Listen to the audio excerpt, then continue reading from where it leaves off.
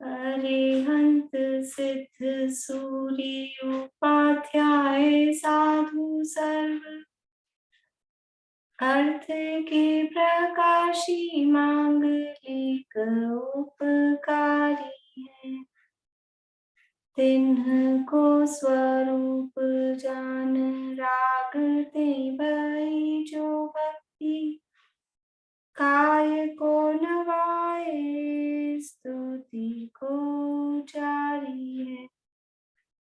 धन्य धन्य तुम ही थे काज सब आज भय कर जोरी बार बार वंदना हमारी है। मंगल कल्याण सुख ऐसो हम चाहत हैं। हो मेरी ऐसी दशा जैसी तुम धारी है। हो मेरी ऐसी दशा जैसी तुम धारी है। मंगलमय मंगल करण वीत राग विज्ञान नमो ताहि जाके भई अरिहंतादि महान।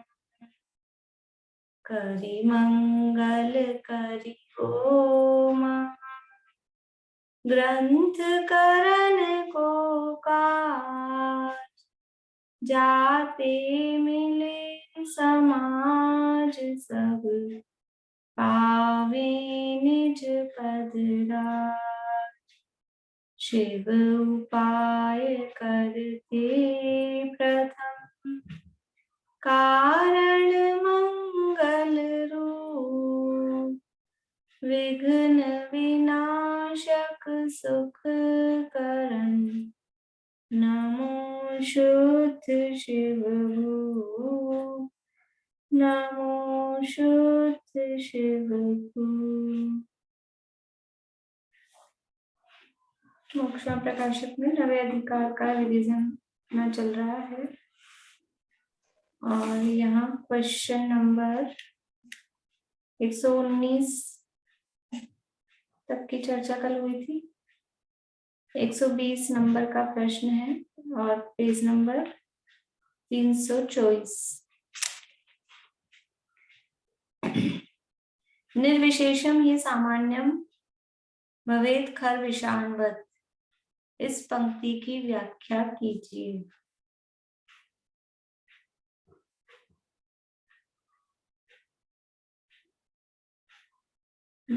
निशान के निर्विशेषम ही सामान्यम भवेत खर विषाणवत। इस पद की व्याख्या इस प्रकार है कि विशेष रहित सामान्य है सो गधे के सींग के समान है, क्योंकि द्रव्य पर्याय सहित ही होता है, पर्याय रहित द्रव्य नहीं होता। ठीक है। और विशेष बताना है किसी को? प्रमिला जी नहीं आज। सुनीता आंटी आपको कुछ और बोलना है? क्योंकि पर्याय के बगैर द्रव्य की कोई सत्ता नहीं होती। ठीक है आपका जवाब। मैं तो ये तो जवाब क्योंकि अपने मन से था ना, इसलिए भी किसी को कुछ और बोलना। बोलिए पूर्णिमा आंटी। निर्विशेष है जो इसका जो कहा है ना, इसमें अलग पद्धति के अनुसार जो कहा वो ऐसा है कि सामान्य रूप से अपन द्रव्य को तो सामान्य रूप से जानना होगा, जैसे जीव द्रव्य, पर उसके विशेष जानेंगे, उसके गुण पर्याय को जानेंगे तो उसमें अपने को विशेष ज्ञान होगा, उसमें अपनी लीनता होगी। तो सामान्य रूप से जानने की अपेक्षा विशेष को बलवान इसलिए कहा गया है, उससे अपने ज्ञान की ये नहीं आएगा क्या? ये बलवान नहीं है तो खर विषाणवत का मतलब है वो गधे के सींग के समान, मतलब है ही नहीं, वो अस्तित्व ही नहीं है उसका। हाँ, तो सामान्य का ज्ञान तो कुछ बलवान वाली बात अलग है, वो है सामान्य शासतो नूनम विशेषो बलवान भवेत्। वो सूक्ति अलग है, वो सूक्ति अलग है। ये सूक्ति है निर्विशेषम ही सामान्यम भवेत् खर विषाणवत। बात वही आनी, मतलब दोनों दोनों में यही कहा गया है कि विशेष होना चाहिए, लेकिन यहाँ कह रहे हैं अगर विशेष से रहित सामान्य है तो तो गधे उसका के सींग के समान है, मतलब हाँ, ना के बराबर ये जानने सिद्ध को। करना है। तो ये कैसे सिद्ध होगा? तो वो एक लाइन में तो आया ही जवाब, जवाब से ही है कि कोई भी द्रव्य है वो अपने गुण पर्याय के बिना नहीं होता है, क्योंकि गुणों के समूह को द्रव्य कहते हैं। सामान्य मतलब द्रव, विशेष मतलब उसके गुण और पर्याय। तो बिना गुणों के, बिना पर्यायों के कोई द्रव्य नहीं होता है। तो अगर कोई कहेगा कि सामान्य है विशेष नहीं है, माने तो द्रव्य है पर गुण पर्याय को नहीं माने, तो ऐसा हो ही नहीं सकता। वो तो गधे के सींग की जैसी स्थिति हो गई जिसका अस्तित्व ही नहीं है, क्योंकि बिना गुण पर्याय के कोई द्रव्य दुनिया होता ही में नहीं। नहीं। ऐसा कोई सामान्य रूप से आपा पर को जानकर व आत्मा को जानकर कृत कृत्यपना माने तो क्या दोष है और क्यों? सुनीता आंटी। कोई सामान्य रूप से आपा पर को जानकर व आत्मा को जानकर कृत्यपना माने तो उसे भ्रम है, क्योंकि प्रयोजनभूत आश्रवादी के विशेष तथा आपा पर का और आत्मा का श्रद्धान करने योग्य ही है। तो ये उसको भ्रम ही है, क्योंकि जब तक ये आश्रवादी का श्रद्धान नहीं होगा, जो आश्रवादी का श्रद्धान है और आश्रवादी सहित ही आपा पर का श्रद्धान, क्योंकि प्रयोजन क्या है? प्रयोजन है रागादि मिटाने का। तो वो रागादि जो मिटाने का प्रयोजन है वो सामान्य रूप से आपा पर का या आत्मा के श्रद्धान होने से नहीं होगा जब तक आश्रवादी विशेषों को नहीं जानेगा। भेद विज्ञान व आत्मज्ञान को कार्यकारी क्यों कहा है? प्रीति। क्योंकि सातों तत्वों के श्रद्धान का जो लक्ष्य है, मतलब उसका जो उद्देश्य है वो यही है कि पर को वो पर माने, रागादि मिटाए और अपने को आप रूप माने और अपने में लीन हो जाए। तो उसका जो मुख्य जो उद्देश्य है वो यही है, इसलिए इनको मुख्यता की अपेक्षा से आपा पर का श्रद्धान जो है वो कार्यकारी कहा है। हाँ, क्योंकि सात तत्वों के श्रद्धान में भेद विज्ञान की प्रमुखता है और उसमें भी फिर आत्मज्ञान की, इसलिए उनको मुख्य प्रयोजन रूप जान के उनको कार्यकारी कहा है। शास्त्रों में कहीं अरहंत देव निर्ग्रंथ गुरु हिंसा रहित धर्म के श्रद्धान को सम्यक तो कहा है, सो किस प्रकार है?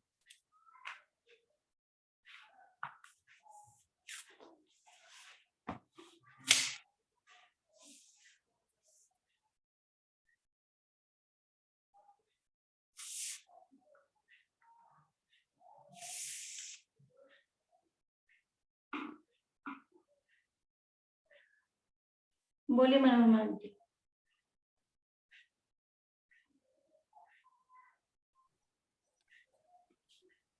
अरहंत देवादि के श्रद्धान से कुदेवादि का श्रद्धान दूर होने के कारण रीत मिथ्यात्व का अभाव होता है। उस अपेक्षा इसको सम्मित को है। सर्वथा सम्मित को लक्षण ये नहीं है, क्योंकि द्रविलिंगी मुनि आदि विवाह धर्म के धारक मिथ्या दृष्टियों को भी ऐसा श्रद्धान होता है। ठीक है, और आएगा इसमें बड़ा, यानी ये जो जैसे अनुव्रत महाव्रत होने पर तो देशचारी सकल चारित हो या न हो, परंतु अनुव्रत महाव्रत हुए बिना देशचारी सकल चारित कदाचित नहीं होता। इसलिए इन व्रतों को अन्वय रूप कारण जान के कारण में कार्य का उपचार करके इनको चारित्र का है। इसी प्रकार अरहंत देवादि का श्रद्धान होने पर तो सम्मित हो या न हो, परंतु अरहंतादि के श्रद्धान हुए बिना तत्वास्थान रूप सम्मित कदाचित नहीं होता। इसलिए अरहंतादि की श्रद्धान को अन्वय रूप कारण जान के कारण में कार्य का उपचार करके इस सिद्धांत को सम्मित को है। इसी से इसका नाम व्यवहार सम्मित है। तीसरा पैराग्राफ भी आएगा इसमें, यानी ये जो है ना कि अरहंत देव यानी देव गुरु धर्म के श्रद्धान को सम्यक कहा है, तो वो क्यों कहा है, सो किस प्रकार है। तो 3 पॉइंट यहाँ पर उसके लिए दिए हैं। पहला तो उसके सच्चे तो बात तो पूरी आएगी पूरा कि ग्रहित मिथ्यात्व का अभाव हो रहा है पहले पॉइंट में, और ग्रहित मिथ्यात्व के अभाव के कारण इसको सम्यक कहा है। दूसरे पॉइंट में कि जिसको सम्यक तो होता है, यानी अनंत आदि का श्रद्धान हुए बिना सम्यक तो नहीं होता। जिसको सम्यक तो होगा, सम्यक तो होने से पहले उसको अनंत आदि का श्रद्धान होगा, और फिर जिसके सम्यक तो है उसको सच्चा देवादि का श्रद्धान होगा ही होगा। यानी सम्यक तो होने से पहले देवादि का सच्चा श्रद्धान होना इसकी कंपलसरी, मतलब कंपल्शन है इसलिए। और अगर किसी जीव को सम्यक तो है, तो सम्यक तो है तो उसको सच्चे देवादि का श्रद्धान भी होगा ही होगा।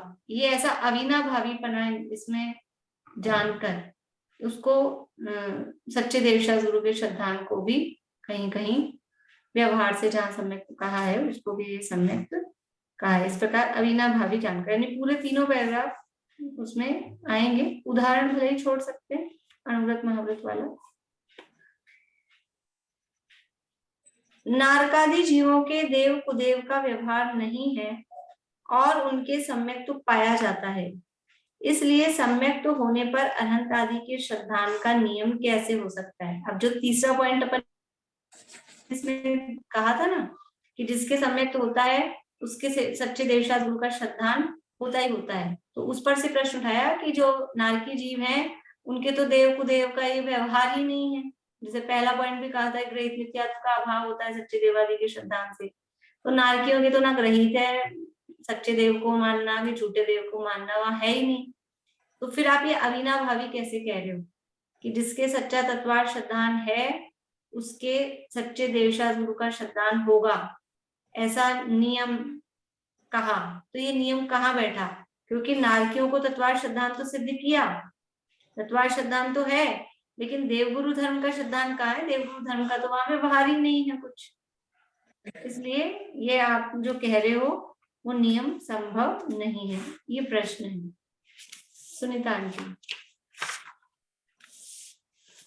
इसमें अनंत आदि के श्रद्धान का नियम कैसे हो सकता। अच्छा, 7 तत्वों के श्रद्धान में अनंत आदि का श्रद्धान गर्भित है, क्योंकि तत्व श्रद्धान में मोक्ष तत्व को सर्वोत्कृष्ट मानते हैं तथा मोक्ष तत्व को अनंत सिद्ध का लक्षण है, और जो लक्षण उत्कृष्ट माने वह उसके लक्ष्य को भी उत्कृष्ट मानता है। इसलिए मोक्ष को उत्कृष्ट मानने पर केवल सच्चे देव को उत्कृष्ट माना वही देव का श्रद्धान हुआ, और मोक्ष के कारण सर्व निर्जरा है, इसलिए संवर निर्जरा को उत्कृष्ट मानता है, और इनके धारक मुनियों को उत्तम माना और को नहीं माना वही गुरु का श्रद्धान हुआ। और राग आदि रहित भाव अर्थात अहिंसा को उपादेय मानते हैं और को नहीं मानते वह धर्म का श्रद्धान हुआ।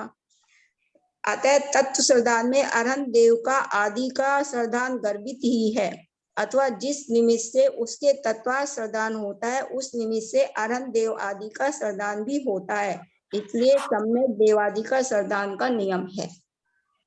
ठीक है, समझ में आया बात कि वो देव के यानी मोक्ष के श्रद्धान में देव का श्रद्धान, समर्णजा के श्रद्धान में गुरु का श्रद्धान, और जो अहिंसा आदि को उपादेय मान रहा है, राग आदि रहित भाव है, उसके अंतर्गत धर्म का श्रद्धान। तो ये श्रद्धान में अविनाभावीपना है ही। 7 तत्व का श्रद्धान होगा तो सच्चे देवगुरु धर्म का श्रद्धान होगा ही होगा, ऐसा जान के वहां नारकियों को भी ये श्रद्धान बराबर पाया जाता है। कितने ही जीव अनंत आदि का श्रद्धान करते हैं, उनके गुण पहचानते हैं, लेकिन उनके तत्व श्रद्धान रूप सम्यक तो नहीं होता। इसलिए जिसके सच्चा अनंत आदि का श्रद्धान हो उसके तत्व श्रद्धान होता ही होता है, ऐसा नियम कैसे संभव है। यानी कुछ लोग अनंत को मानते हैं, गुण पहचानते हैं, लेकिन सच्चा उनके श्रद्धान, तो फिर ये नियम कैसे बन रहा है कि जिनके सच्चा तत्वार श्रद्धान है उनके अनंत आदि का श्रद्धान, या जिनके अनंत आदि का श्रद्धान है उनके सच्चा तत्वार श्रद्धान, ये कैसे नियम संभव है।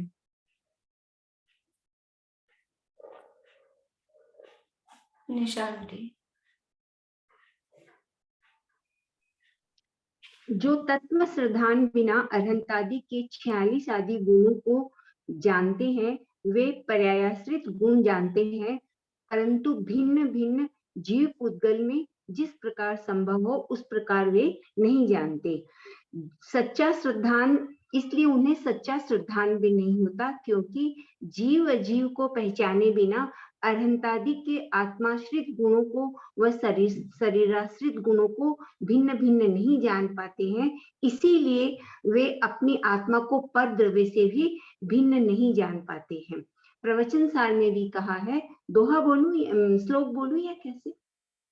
वो तो अपनी इच्छा पे है, आप तो बोलिए जैसे आप। जो जानति अर्हंतम दवत्त गुणत्त पज्यतेहिं सो जानति अप्पाणम मोहो खलु जादि तस्य लयम। अर्थात जो अरहंत भगवान को द्रव्यत्व, गुणत्व और पर्यायत्व से जानता है, वह अपनी आत्मा को जानता है और उसका मोह विलय को प्राप्त होता है। ये और भी आएगा उसमें नीचे पूरा। इसलिए जिसके जीवादिक तत्वों का श्रद्धान्य उसके अरहंत कि अनंत आदि का यदि श्रद्धान करते हैं, गुण पहचानते हैं, फिर भी उनके तत्व श्रद्धान नहीं है, तो वो जो गुण जान रहा है वो पर्याय आश्रित गुण जान रहा है, पर उनके यथार्थ जिससे उसमें भिन्नता भाषित हो, वो यथार्थ रूप से वो नहीं जानता है। जीव को जाति अपेक्षा नहीं पहचानने से ये भूल हो रही है। हाँ, वो जाति को पहचानने, गुण असली कौन से हैं, पुद्गलाश्रित कौन से हैं, आत्माश्रित कौन से हैं, ऐसा वो नहीं जानता। नहीं तो ये तो यदि जाने, वास्तविक रूप से जाने, तो प्रवचन सार में एक गाथा ही दी है कि अनंत भगवान को द्रव्य गुण पर्याय से जानता है, वो अपनी आत्मा को जानता है। नहीं, उसको तो ये यथार्थ श्रद्धान होता ही है, लेकिन वो केवल शरीर आश्रित या पर्याय आश्रित गुणों को जानता है। इसलिए ये जो कह रहे हैं कि अनंत आदि का श्रद्धान कर रहा है, तो श्रद्धान भी किस रूप में कर रहा है? पर्याय रूप में।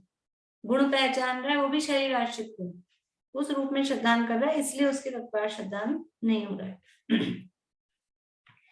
जिसके जीवादि तत्वों का यथार्थ श्रद्धान नहीं है, वह देव गुरु धर्म की महिमा किससे मानता है? सुमन जी। जिनके जीवादि तत्वों का यथार्थ श्रद्धान नहीं है, वह अनंत आदि का महात्म्य यथार्थ नहीं जानते।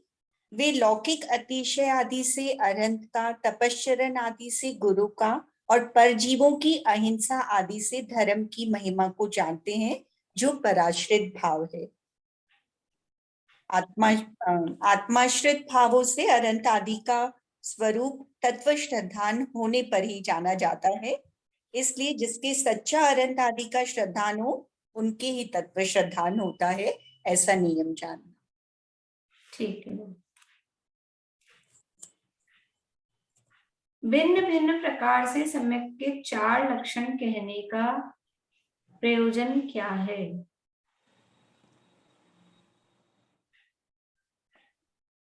पूर्णिमा।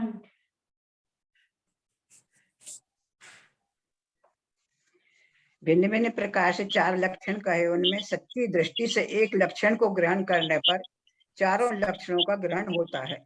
तथापि मुख्य प्रयोजन भिन्न भिन्न विचार कर अन्य अन्य लक्षण कहे हैं। यानी सच्ची दृष्टि से एक ग्रहण करेंगे तो चारों का ग्रहण होगा, लेकिन मुख्य प्रयोजन अलग अलग कह के वो 4 जो कहे हैं, तो 4 कहने के पीछे प्रयोजन अलग अलग है। अलग अलग प्रयोजनों की अपेक्षा से 4 लक्षण है। अब वो प्रयोजन कहो या अनुयोग की पद्धति कहो, उस अपेक्षा से वो 4 लक्षण भिन्न भिन्न कहे हैं।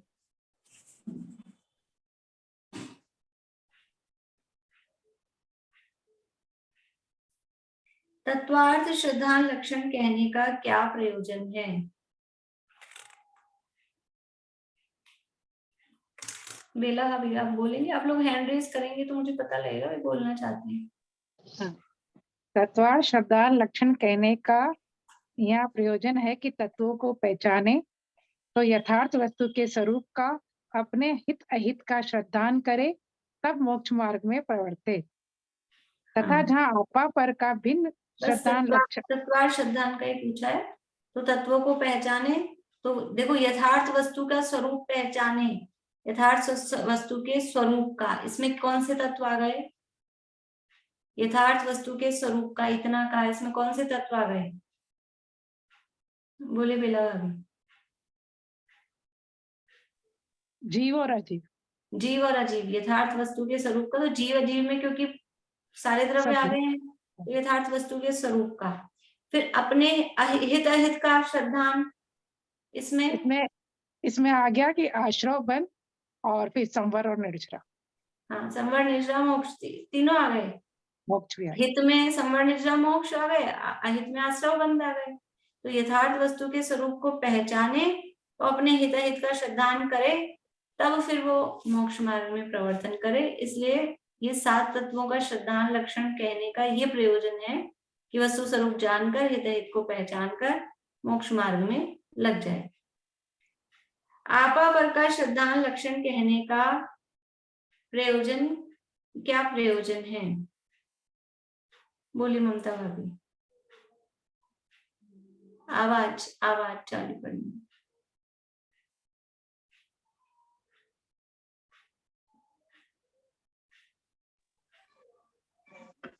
आपा पर का श्रद्धान इसलिए अलग से कहा है कि तत्वार्थ श्रद्धान का प्रयोजन जिससे सिद्ध हो, उस श्रद्धान को मुख्य लक्षण कहा है।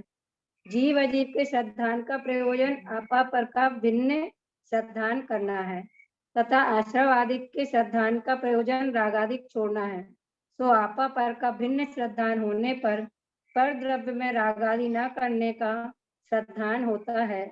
इस प्रकार तत्वार्थ श्रद्धान का प्रयोजन आपा पर के भिन्न श्रद्धान से सिद्ध होता जानकर इस लक्षण को कहा है। बढ़िया। यानी आपा पर का श्रद्धान क्यों कहा है लक्षण? कि जो मुख्य लक्षण था ना तत्वार्थ श्रद्धान, उस मुख्य लक्षण का जो प्रयोजन था, उस मुख्य लक्षण का प्रयोजन क्या था? यथार्थ वस्तु के स्वरूप को पहचान कर अपने हित अहित को जाने, मोक्ष मार्ग में लगे। तो ये जो प्रयोजन है, ये प्रयोजन आपा पर के सिद्धांत से सिद्ध हो रहा है कि आपा पर को जानेगा तो ये स्व पर क्या है, और स्व पर को जानकर उस पर में फिर रागादि नहीं करना। ये पर है, पर में राग द्वेष आदि नहीं करना। तो ये नहीं करना, और पर को जानने में अजीव का श्रद्धान, राग द्वेष आदि करने में आश्रवबंध आदि का श्रद्धान। तो फिर करे क्या कि अपने को जाने, अपने में लीन हो, तो संवर निर्जरा मोक्ष। इस प्रकार से ये तत्वार्थ श्रद्धान का प्रयोजन भी इस आपा पर के श्रद्धान से सिद्ध होता है। आत्म श्रद्धान लक्षण कहने का प्रयोजन क्या है? पूर्णिमा आंटी।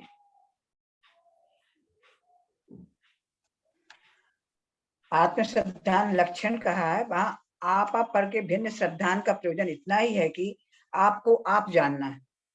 आपको आप जानने पर का भी विकल्प कार्यकारी नहीं है, इसलिए आत्म श्रद्धान को कार्यकारी लक्षण कहा। हाँ, कि अब वो आपा पर का श्रद्धान का प्रयोजन बताया, और आपा पर के श्रद्धान का प्रयोजन भी इस आत्म श्रद्धान से सिद्ध हो रहा है। क्योंकि स्व पर को जानकर भी करना क्या है कि स्व को स्वरूप से स्वीकार करके और फिर उसमें लीन होना है। तो स्व को जानना वो मुख्य है, आपको जानना, आपको आप जानना वो मुख्य प्रयोजन है। इसलिए आत्म श्रद्धान लक्षण को मुख्य किया। देवगुरु धर्म का श्रद्धान लक्षण कहने का क्या प्रयोजन है? आशा आंटी।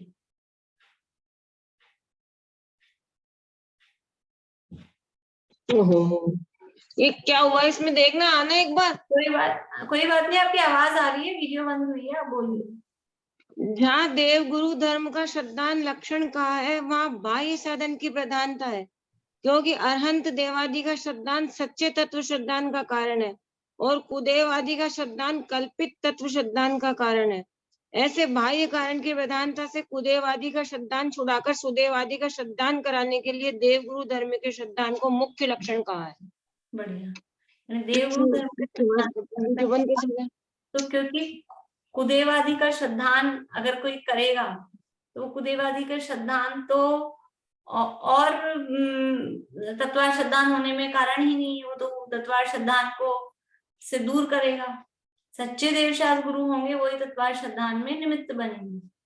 ऐसा जानकर पहले सच्चे देवशास्त्र गुरु का श्रद्धान ये लक्षण वहां पर जहां जैसा प्रयोजन है, कोई ग्रहित मिथ्यात्व में पढ़ा हुआ है तो ग्रहित मिथ्यात्व से तो निकले, तो उसको कहा कि सच्चे देवगुरु धर्म का श्रद्धान भी सम्यक है, तुम कहाँ मिथ्यात्व में पड़े हो, वहां से निकलो।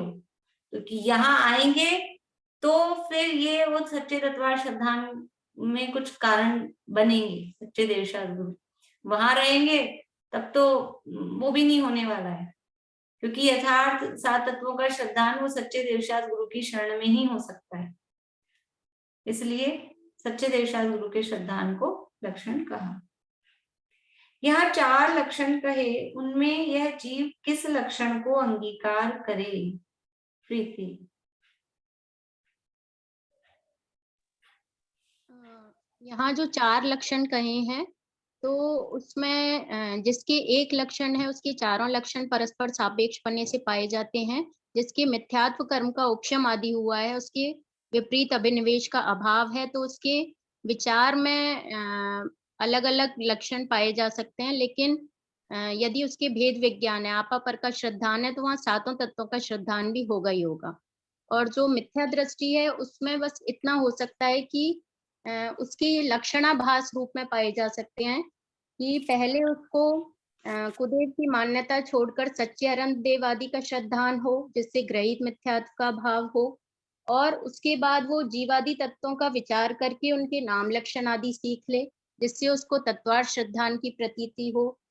और आपा पर का भिन्नपना जैसे भाषित हो वैसा विचार यदि वे करता रहे तो अभ्यास से भेद विज्ञान होता है, और फिर अपने में अपनत्व मानने के लिए स्वरूप का विचार करता रहे तो आत्मानुभव की प्राप्ति होती है। तो मिथ्या दृष्टि के लिए ये लक्षणाभासों का क्रम है, लेकिन सम्यक दृष्टि में एक लक्षण है तो चारों लक्षण पाए ही जाएंगे, उसके परस्पर सापेक्ष बनाए। बढ़िया, ठीक है। यहाँ प्रश्न क्या था कि 4 लक्षण में से जीव किस लक्षण को अंगीकार करे? तो सम्यक दृष्टि है तो वो तो उसके तो चारों ही पाए जाएंगे। अब मिथ्या दृष्टि है तो उसमें ये क्रम चलेगा कि सबसे पहले उसके मिथ्या दृष्टि होगा तो उसके लक्षणाभास कहे जाएंगे, और उसमें सबसे पहले सच्चे देवगुरु धर्म का श्रद्धान, फिर तत्वार श्रद्धान, आपा पर का श्रद्धान और आत्म श्रद्धान, इस क्रम से वो उसके पाए जाते हैं। सम्यक दृष्टि के इन चारों में से कौन से लक्षण का अंगीकार है? वो इसी प्रश्न में से, ये तो बड़ा था, इसी में से समझ लो वो प्रश्न बनाया तो आ गया है इसका जवाब कि चारों ही लक्षण कौन से हैं इसके? चारों ही युगपत पाए जाते हैं। सम्यक दृष्टि को चारों ही लक्षण युगपत पाए जाते हैं, क्योंकि मिथ्यात्व कर्म के उपशमादि हुए हैं तो उससे उसको सम्यक तो हुआ है, तो उसके तत्वार श्रद्धान भी है, आपा पर का भेद विज्ञान भी है, आत्म श्रद्धान भी है, सच्चे देवशास्त्र गुरु का श्रद्धान भी एक साथ ही उसके। हाँ, जब विकल्पात्मक रूप में कभी कोई चीज मुख्य, कभी कोई चीज मुख्य, मतलब कोई लक्षण मुख्य, ऐसा हो सकता है, पर वो लक्षण उसके चारों ही है, इसलिए किसी एक लक्षण का अंगीकार उसके नहीं। मिथ्या दृष्टि के इन चारों में से कौन सा लक्षण है? मिथ्या दृष्टि के इन चारों में से कौन सा लक्षण है? बेला भाभी। मिथ्या दृष्टि के तो लक्षण का आभास है, लक्षण नहीं। लक्षण नहीं है उसके, लक्षणाभास है, सच्चे नहीं होते हैं। और वो फिर समझ लो वो क्रम जो उसमें बताया है वो आएगा उसमें पूरा कि वो किस तरह से मानता है। आगे है वो प्रश्न, लक्षणाभासों को ग्रहण करने का क्रम क्या है? सुनीता आंटी। लक्षणाभासों को ग्रहण करने का क्रम यह होना चाहिए कि पहले तो देवादि का श्रद्धान हो, फिर तत्व आदि का श्रद्धान हो, फिर आपा पर का श्रद्धान हो, और फिर आत्मा का श्रद्धान हो। इस क्रम का उल्लंघन करना कैसा है? पूर्णिमा आंटी। इस क्रम का उल्लंघन करके जिसको देवादि की माने का तो कुछ निर्णय नहीं है और बुद्धि की तीव्रता से तत्व विचार आदि में प्रवृत्ता है, इससे अपने को ज्ञानी जानता है अथवा तत्व विचार में भी उपयोग नहीं लगाता है और आपा पर का भेद विज्ञानी बना रहता है अथवा आपा पर का भी निर्णय नहीं करता और अपने को आत्मज्ञानी मानता है, ये सब चतुराई की बातें हैं, मानादि कसाय के साधन है, कुछ भी कार्यकारी नहीं है। इसलिए जो जीव अपना भला करना चाहता है उससे जब तक सच्चे सम्यक दर्शन की प्राप्ति ना हो तब तक इनको भी अनुक्रम से ही अंगीकार करना चाहिए। हाँ, ये जब तक सम्यक दर्शन की प्राप्ति ना हो, सच्चे सम्यक दर्शन की प्राप्ति ना हो, तब तक यही प्रोसेस है। सच्चे देवशास्त्र गुरु का शतान हो, 7 तत्वों का विचार हो, फिर उसमें आपा पर का निर्णय करे और फिर उसमें आत्मा का निर्णय, आत्मा का श्रद्धान, यही इसी क्रम से इनको स्वीकार करता रहे। आत्मानुभव की प्राप्ति कैसे होती है? निशांति। पहले आज्ञादि से परीक्षा करके कुदेवादि की मान्यता छोड़कर अरहंत देवादि का सच्चा श्रद्धान करे, क्योंकि श्रद्धान होने पर ही ग्रहित मिथ्यात्व का अभाव होता है और उनसे मोक्ष मार्ग के विघ्न करने वाले कुदेवादि के निमित्त भी दूर होते हैं और मोक्ष मार्ग के सहायक सच्चे अरहंतादि का उन्हें निमित्त प्राप्त होता है। इसलिए पहले देवादि का श्रद्धान करे, फिर जिनमत में कहे जीवादिक 7 तत्वों के विचार करें, उनके नाम लक्षण आदि सीखे, क्योंकि इस अभ्यास से ही तत्व श्रद्धान पक्का होता है। और फिर आपा पर का भिन्नपना जिस प्रकार विभाषित हो वैसे विचार करता रहे, क्योंकि इस अभ्यास से उसे भेद विज्ञान की प्राप्ति होगी। फिर आप में अपनत्व मानने के अर्थ स्वरूप में विचार यदि करता रहे तो इस अभ्यास से आत्मानुभव की भी प्राप्ति भविष्य में हो जाती है। इस प्रकार से यही प्रोसेस है, यही क्रम है, इसी अभ्यास से आत्मानुभव की प्राप्ति होगी। इन लक्षणाभासों को अनुक्रम से अंगीकार करने से क्या सम्यक दर्शन की प्राप्ति हो जाएगी?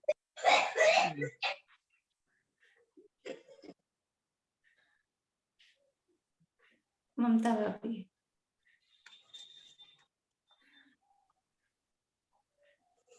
अनुक्रम से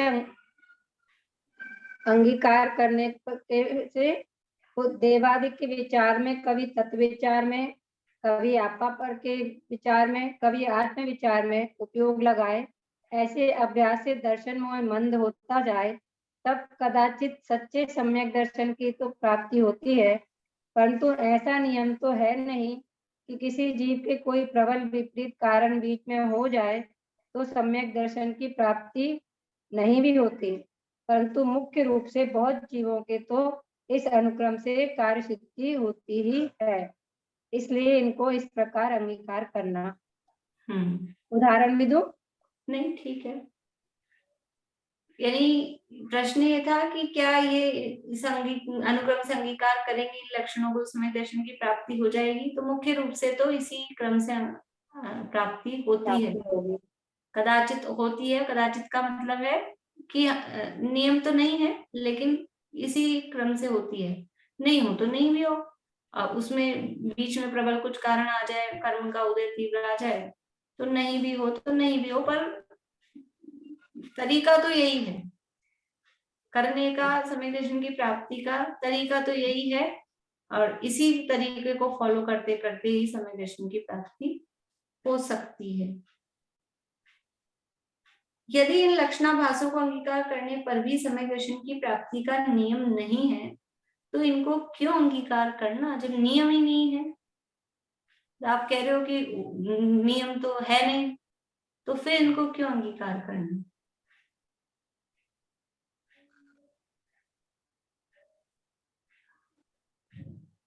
बोले सुमन जी।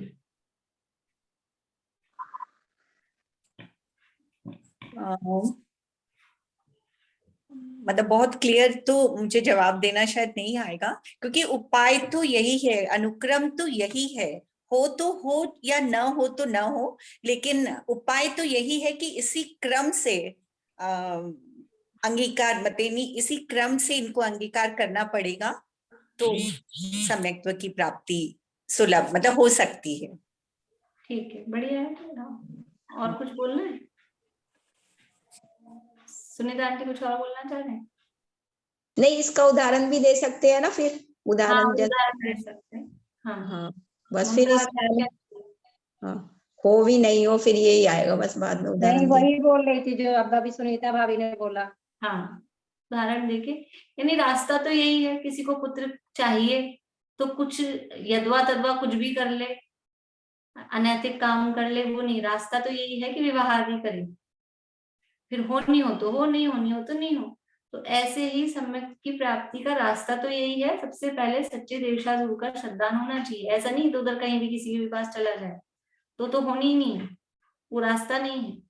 सच्चे देवशा गुरु के पास आए, तत्व श्रद्धान करे, आपा पर का भेद विज्ञान करे और आत्मा का श्रद्धान करे, यही रास्ता है। फिर छोड़ दे भाई, जितना अपने करने का काम है, अपने को बंबई जाना है तो क्या करेगा? बुद्धिपूर्वक उपाय यही है, घर से जो भी है अपना सामान ले लुआ के ट्रेन में बैठ जाओ टिकट लेके। अब उसके बाद ट्रेन को धक्का लगाना पड़ेगा कि अब वो अपने आप होगा, अब पहुंचेगा कि नहीं पहुंचेगा, पहुंचेगा कि नहीं पहुंचेगा। अब हो सकता है बीच रास्ते में कुछ गड़बड़ हो जाए, वो एक अलग बात है, पर अपना पुरुषार्थ तो इतना था कि टिकट लेके ट्रेन में बैठ जाए। तो ये चार जो क्रम बताए हैं, ये करे बुद्धिपूर्वक, फिर 99% तो लोग ट्रेन में बैठते हैं, पहुंच ही जाते हैं। कहीं कभी कभार किसी के साथ कुछ हो जाए दुर्घटना, वो अलग बात है। तो ऐसे ही 99% तो लोग इसी क्रम से सम्यक की प्राप्ति करते हैं। अब किसी के साथ दुर्घटना हो जाए कि कर्म का तीव्र उदय बीच में आ जाए तो नहीं होती, वो एक अलग बात। सम्यक्त्व के लक्षण तो अनेक कहे, उसमें पंडित जी ने तत्वार्थ श्रद्धान लक्षण को ही मुख्य क्यों किया? पूर्णिमा आंटी। सम्यक्त के लक्षण अनेक कहे हैं, पर तत्वार्थ श्रद्धान लक्षण में चार लक्षण घटित हो जाते हैं और फिर तुच्छ बुद्धियों को अन्य लक्षणों में प्रकट प्रयोजन भाषित नहीं होता है, वह भ्रम होता है। जबकि इस तत्वार्थ श्रद्धान लक्षण में प्रकट प्रयोजन भाषित होता है, कुछ भ्रम उत्पन्न नहीं होता है, इसलिए इस लक्षण को मुख्य किया है।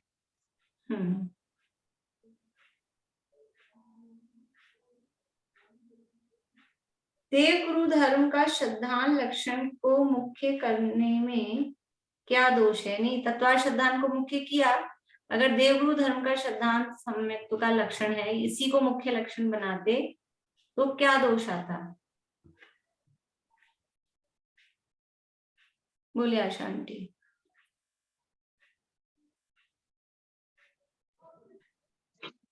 देवगुरु धर्म के श्रद्धान में तुच्छ बुद्धियों को ऐसा भाषित हो कि अरहंतादि देव को मानना, औरों को नहीं मानना, इतना ही सम्यक्त्व है।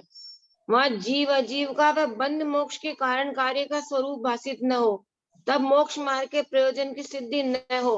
वह जीवादि का श्रद्धान हुए बिना इसी श्रद्धान में संतुष्ट होकर अपने को सम्यक्ति माने, मात्र कुदेवादि से द्वेष तो रखे, अन्य रागादि छोड़ने का उद्यम नहीं करे, ऐसा भ्रम उत्पन्न होता।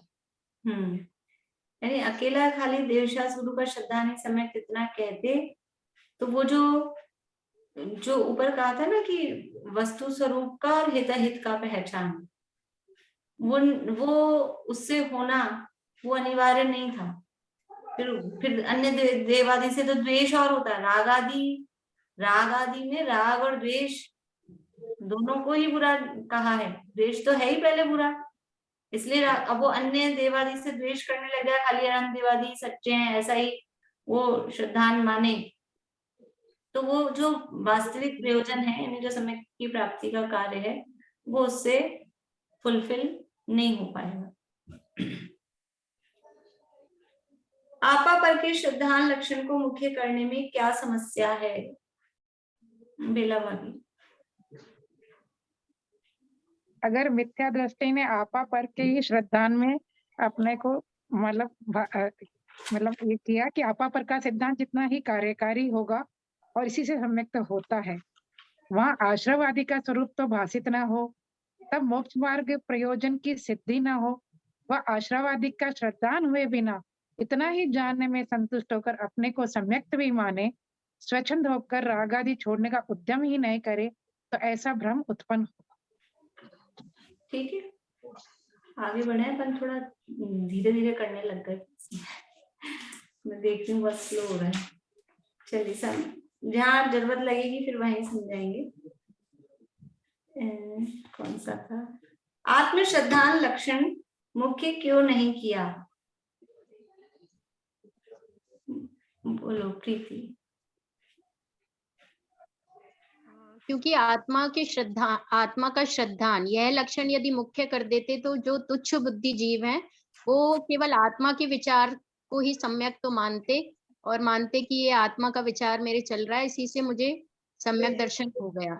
लेकिन जीव अजीव आश्रव आदि के विशेष रागादि भाव मेरे लिए बुरे हैं, इन सबको नहीं जानता और रागादि सहित होकर और स्वच्छंद होकर केवल आत्मा के विचार में ही अपने को संतुष्ट होकर सम्यक दृष्टि मानकर ही भ्रम रहता उसकी। राग आदि छोड़ने का उद्यम ही नहीं करता, जो मूल प्रयोजन था राग आदि छूटे। ठीक है। तत्वार्थ श्रद्धान लक्षण कहने में कोई भ्रम कैसे नहीं होता?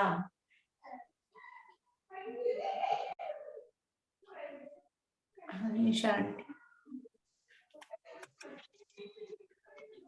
तत्वार्थ श्रद्धान लक्षण करने में कोई भ्रम इसलिए उत्पन्न नहीं होता कि इस लक्षण में जीव अजीवादिक आश्रवादिक का श्रद्धान गर्भित है और यहाँ सर्व का स्वरूप भली भांति उसे भाषित ही होता है। तब मोक्ष मार्ग के प्रयोजन की सिद्धि होती है और सम्यक्त्व की प्राप्ति, श्रद्धान होने पर सम्यक्त्व की प्राप्ति भी होती है। और इससे आगे फिर आश्रवादिक का श्रद्धान होने से रागादि छोड़ने का भी उद्यम करके मोक्ष को प्राप्त, मोक्ष मार्ग में आगे बढ़ता है और उसके ये भ्रम उत्पन्न नहीं होता, किसी भी प्रकार का भ्रम उत्पन्न नहीं होता। इसलिए तत्वार्थ श्रद्धान लक्षण को ही मुख्य किया गया। बढ़िया। तुच्छ बुद्धियों के लिए भी तत्वार्थ श्रद्धान लक्षण कैसे उपयोगी है?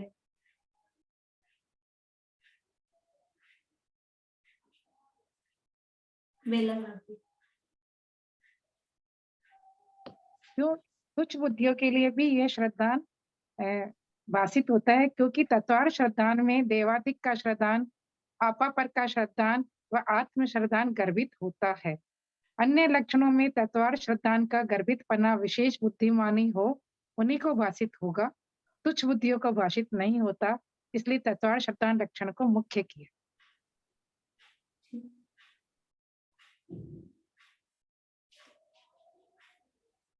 मिथ्या दृष्टि के लिए तत्वार्थ श्रद्धान लक्षण कैसे उपयोगी है?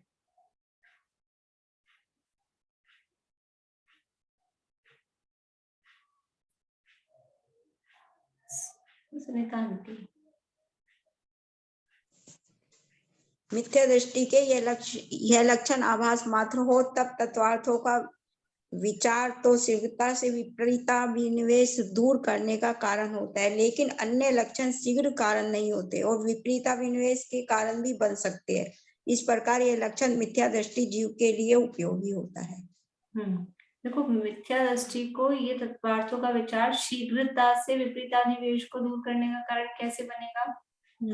7 तत्व अलग अलग करके बताए हैं ना, जीव अजीव आश्रव बंध संवर्ण मोक्ष, और उसका विपरीत अभिनिवेश रहित श्रद्धान, तो उसमें हे उपादेयपना भी बताया है। तो वो 7 कहे हैं, ये मध्यम रूप से हैं, बहुत शॉर्ट में भी नहीं कहा। आपा पर और आत्म श्रद्धान तो शॉर्ट में हो गया। तो उस क्या क्या गर्भित है वो विशेष बुद्धिमान को ही समझ में आएगा, उसमें दिमाग लगाना पड़ेगा। लेकिन ये 7 कहे हैं तो बहुत ज्यादा भी नहीं है और एकदम शॉर्ट भी नहीं है। जो मूल प्रयोजन भूत है, क्या छोड़ना है, क्या ग्रहण करना है, मैं क्या हूँ पर क्या है, वो इसमें समझ में आता है। इसलिए ये शीघ्रता से राग आदि दूर करने में कारण बनता है। इसलिए इसको ये तुच्छ बुद्धियों के लिए भी, ये मिथ्या दृष्टि के लिए भी ये उपयोगी होता है। ये प्रकरण पूरा हुआ कि सम्यक्त्व के विभिन्न लक्षण और उनमें समन्वय। ठीक है, पहले वो प्रकरण था कि सम्यक्त्व के लक्षण मतलब लक्षण की निर्दोषता सिद्ध की थी, अव्याप्ति नहीं है, अतिव्याप्ति नहीं है, असंभव नहीं है इसमें। और अब ये सम्यक्त्व का लक्षण सेट हो गया तत्वार्थ श्रद्धान, तो उसके बाद कहा कि और लक्षण भी पाए जा रहे हैं। तो 4 प्रकार के लक्षण शास्त्रों में मिलते हैं, तो उनमें किस तरह से एडजस्टमेंट है, वो लक्षण अलग अलग 4 बातों को बता रहे हैं, 4 प्रकार का सम्यक्त्व बता रहे हैं, ऐसा नहीं। सम्यक्त्व तो वो एक ही टाइप का है, बाकी कहीं कोई मुख्य होता है, कहीं कोई गौण होता है, उसमें आपस में गर्भितपना होता है, वो यहाँ पर सारी बात बताई। अब ये जो नया प्रकरण है कि सम्यक्त्व के विभिन्न भेद, तो अभी अपना समय हो गया है।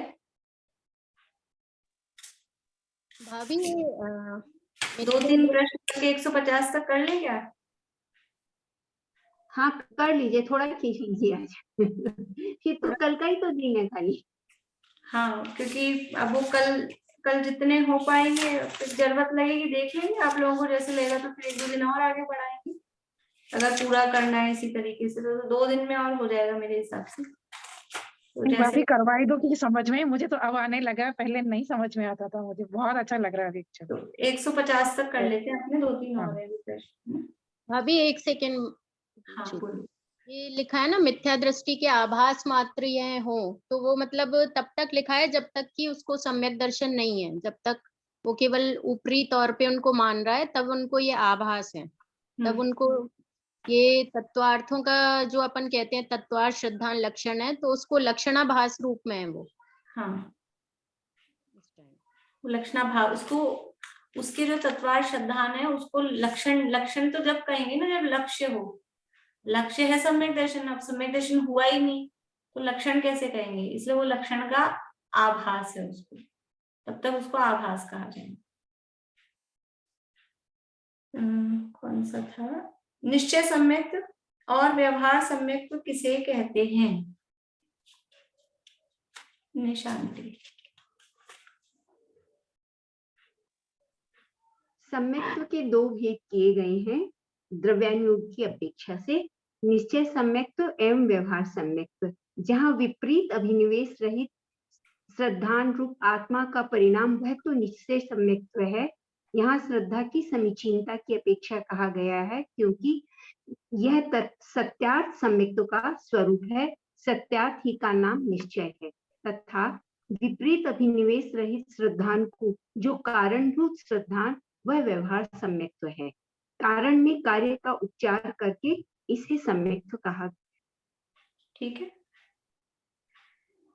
आगे सम्यक दृष्टि जीव के देवगुरु धर्मादि का श्रद्धान व्यवहार सम्यक्त्व किस प्रकार है? सम्यक दृष्टि है और उसके देवशास्त्र गुरु का श्रद्धान है, तो उसको व्यवहार सम्यक्त्व किस प्रकार कहा? बोलो प्रीति। सच्चे देवगुरु शास्त्र का जो श्रद्धान है उसके निमित्त से उसको विपरीत अभिनिवेश का अभाव है, तो विपरीत अभिनिवेश का अभाव जो है वो तो निश्चय सम्यक्त्व है, और उसका जो कारण है सच्चे देव शास्त्र गुरु का जो श्रद्धान है वो उसका कारण, इसलिए उसको व्यवहार सम्यक्त्व कहा। बढ़िया, ये मतलब निश्चय का जो कारण है उसको कारण को व्यवहार कहा है, कारण में कार्य का उपचार करके, तो ये उसमें कारण बनता है, इसलिए उसको व्यवहार सम्यक्त्व कहा। सम्यक दृष्टि के निश्चय सम्यक्त्व कब और व्यवहार सम्यक्त्व कब पाया जाता है?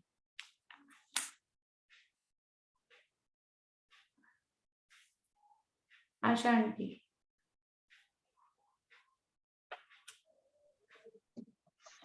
सम्यक दृष्टि के जब मतलब विपरीत अभिनिवेश रहित श्रद्धान होता है वह तो निश्चय सम्यक्त्व है, और देव गुरु धर्म का श्रद्धान जब पाया होता है वह व्यवहार सम्यक्त्व। तो ये नहीं पूछा कि क्या निश्चय है क्या व्यवहार है, ये पूछा गया है कब पाया जाता है, निश्चय सम्यक कब होता है, व्यवहार सम्यक कब होता है, प्रश्न ये है। सुनीता आंटी। दोनों का सम्यक दृष्टि जीव के एक ही काल में दोनों सम्यक्त्व पाए जाते हैं, क्योंकि निश्चय के साथ ही व्यवहार होता है।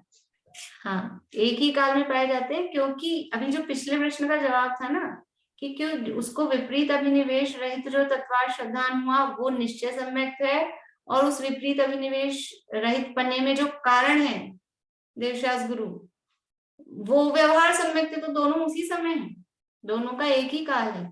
किसी समय निश्चय सम्यक तो किसी समय व्यवहार सम्यक तो ऐसा नहीं। मिथ्या दृष्टि जीव के निश्चय सम्यक और व्यवहार सम्यक में से कौन सा सम्यक तो पाया जाता है, स्पष्ट कीजिए, अथवा किस अपेक्षा मिथ्या दृष्टि के व्यवहार सम्यक तो है और किस अपेक्षा नहीं है। तो दोनों क्वेश्चंस की फॉर्म में आंसर आपको देना है ना। फर्स्ट आंसर पहले प्रश्न का क्या है और फिर वो दूसरे में तो बनेगा ही। बोलिए विनीता आंटी।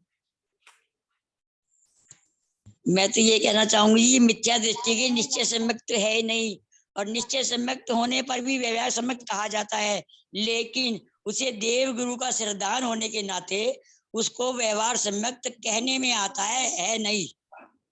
मैंने अपने आप से याद किया, भाई बोला जी कर्नाटक में हूँ आजकल। हाँ वो दिख रहा है आप कहीं और, इसलिए मैंने सोचा आपने हाथ कैसे खड़ा किया है, तो घूम फिर रहे हो कहीं। मन होता है 2-3 दिन से बार बार ये हो रहा था, तो क्या सही बैठता है? हाँ ठीक है, जवाब उस हिसाब से सही है। ठीक है, बाकी तो मतलब वो ये किस अपेक्षा से है, निश्चय व्यवहार सम्यक में से कौन सा है, तो वास्तव में तो ना उसके निश्चय है ना व्यवहार, लेकिन फिर भी उसके व्यवहार सम्यक कहा जा रहा है, तो वो इस अपेक्षा से वो व्यवहार सम्यक उसके कहा जाता है। बस इतना ही करें। और ये वाले के कितने हैं निश्चय व्यवहार के, 154 तक करें, फिर ये पूरा हो जाएगा। 153 तक करते हैं, 3 और ले लेते हैं, ये वाला पूरा हो जाएगा। ठीक है, जल्दी तो नहीं किसी को? बोलिए भारती आंटी। अभी आपने बोला कि मिथ्या दृष्टि के व्यवहार सम्यक तो कहा है, लेकिन यहाँ पे लिखा है साक्षात कारण अपेक्षा व्यवहार सम्यक तो भी इससे संभव नहीं है। हाँ तो कहा ना कि पहला जवाब यही दिया कि ना तो उसके निश्चय सम्यक थे ना उसके व्यवहार सम्यक थे, लेकिन फिर भी देवशाल गुरु के श्रद्धान की अपेक्षा से अगला पैराग्राफ का है, इसलिए मुख्य रूप परंपरा कारण अपेक्षा मिथ्या दृष्टि के भी व्यवहार सम्यक को कहा जाता है। नेक्स्ट पैराग्राफ में दिया है ये बात, वो शॉर्ट में हो गया था जवाब, इसलिए फिर वो पूरा बोला नहीं उसको।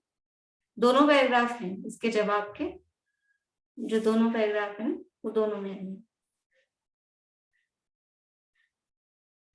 शास्त्रों में कहीं देवगुरु धर्म के श्रद्धान को व तत्व श्रद्धान को व्यवहार सम्यक कहा है, तथा आपा पर के श्रद्धान को व केवल आत्मा के श्रद्धान को निश्चय सम्यक को कहा है। सो किस प्रकार है, यानी देवगुरु धर्म का श्रद्धान और तत्वार श्रद्धान को व्यवहार सम्यक, और आपा पर का श्रद्धान और केवल आत्मा के श्रद्धान को निश्चय सम्यक ये शास्त्रों में कहा है, ये किस प्रकार से कहा है? निशा आंटी।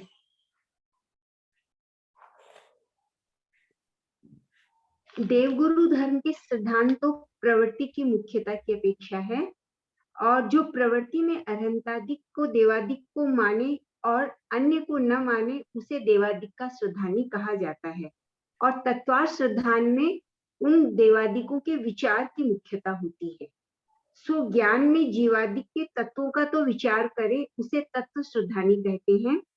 इस प्रकार मुख्यता पाई जाती है। सो यह दोनों किसी जीव को सम्यक तो होने में कारण तो होते हैं, परंतु इनका सद्भाव मिथ्या दृष्टि के भी पाया जाता है, इसलिए इनको व्यवहार सम्यक तो कहते हैं। और आपा पर के श्रद्धान में आत्म श्रद्धान में विपरीत अभिनिवेश रहित की मुख्यता होती है। जो आपा पर का भेद विज्ञान करे व अपने आत्मा का अनुभव करे उसे मुख्य रूप से विपरीत अभिनिवेश नहीं होता, इसलिए भेद विज्ञानी को व आत्मज्ञानी को सम्यक दृष्टि कहा गया। इसलिए इसको निश्चय सम्यक कहा। समझ में आया?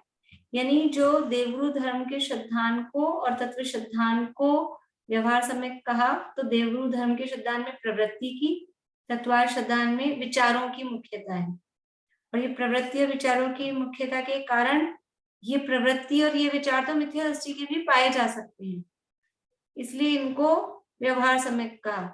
लेकिन जो आपापर का श्रद्धान है और आत्म श्रद्धान है, उसमें वो प्रवृत्ति में नहीं होगा, वो विचारों में नहीं होगा, उसमें विपरीत अभिनिवेश निवेश रहित और वो भेद विज्ञान की समझ लो प्रैक्टिकल अनुभव की उसमें मुख्यता है।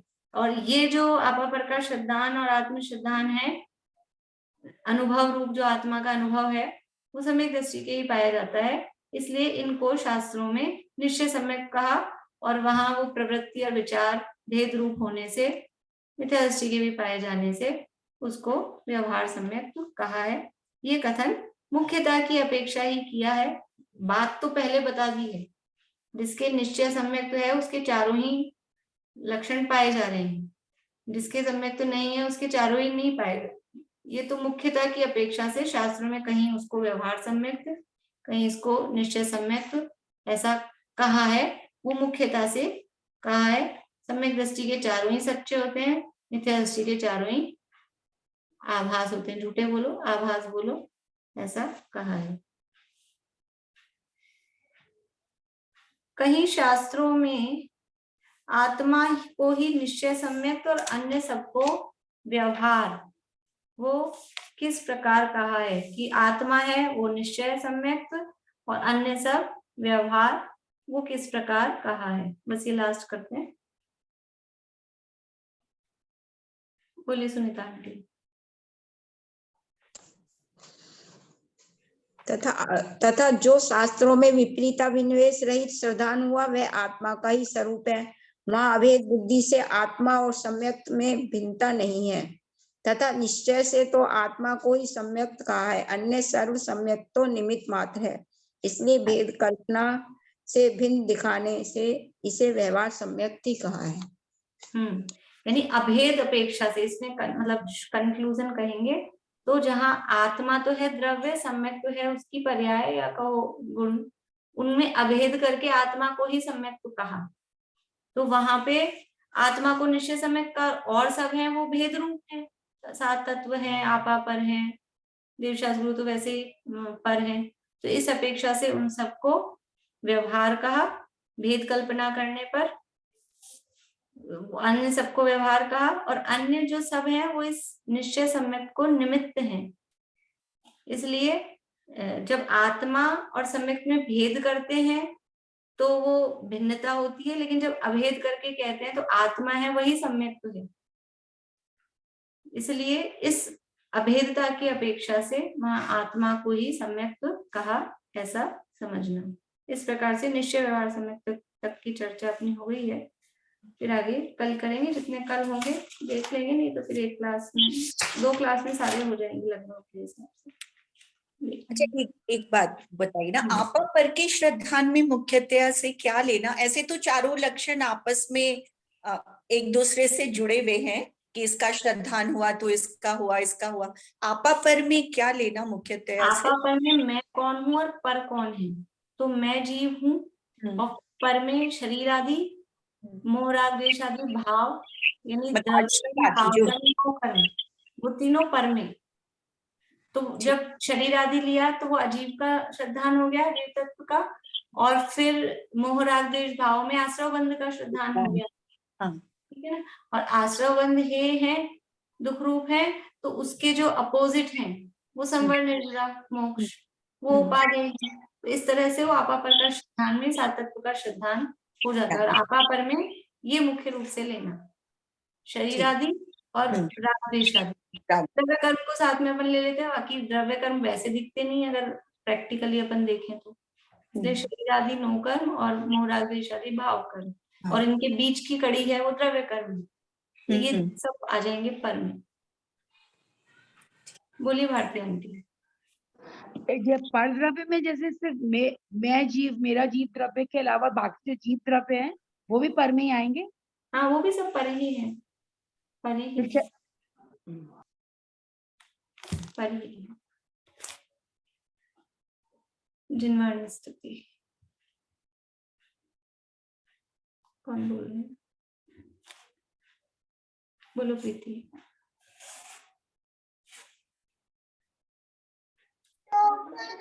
साची तो गंगा यह वीतरागवाणी, अविच्छिन्न धारा निज धर्म की कहानी। जामे अति ही विमल अगाध ज्ञान पानी, जहाँ नहीं संशय आदि पंख की निशानी।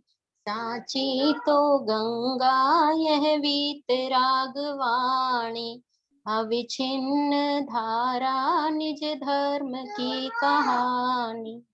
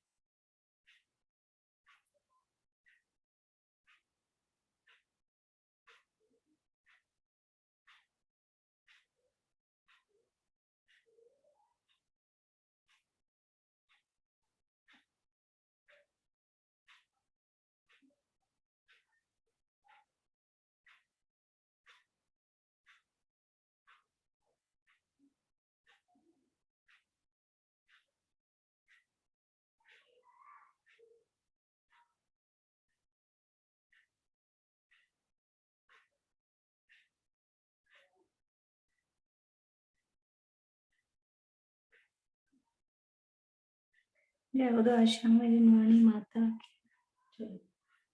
जय श्री सभी को।